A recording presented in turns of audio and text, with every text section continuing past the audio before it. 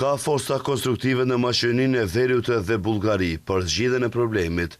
Kështu ka deklaruar raportuesi i Parlamentit Evropian për Maqedoninë e Veriut, Thomas Vajc, i cili është shprehur optimist i matur se mund të gjendet një rrugdalje nga ngërçi për ndryshimet kushtetuese dhe se vendi mund të ecë përpara në rrugën drejt BE-s. Në një intervistë për 360 gradë, pas prezantimit të draft raportit për Maqedoninë e Veriut në komunitetin për punë të jashtme, Vajc thot se forcat konstruktive në të dyja anët do të gjejnë mënyra për të vazhduar përpara. Shoh forca konstruktive që përpiqen të gjejnë mënyra për të dalë nga situata që ka qenë shumë e tensionuar vitet e fundit dhe më vjen shumë keq për këtë, sepse në këtë situatë gjeopolitike ku ndodhemi sot, mendoj se të gjithë evropianët duhet të kuptojnë ose të qëndrojnë bashkë dhe do të punojmë ngushtë me respekt të ndërsjellë ose do të marginalizohemi në botën e re që e shohim sot.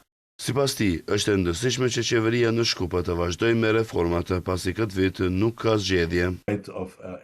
Pra, ky është vit për zbatimin e reformave jo vetëm për ndryshimet kushtetuese, por edhe për të ashtuquajturën agjendë reformuese. Plani i rritjes është çështje e rëndësishme, ende nevojiten reforma dhe nëse ato nuk zbatohen deri në qershor, vendi mund të humbas 47 milion euro mbështetje buxhetore nga Bashkimi Evropian, do të më vinte shumë keq për këtë.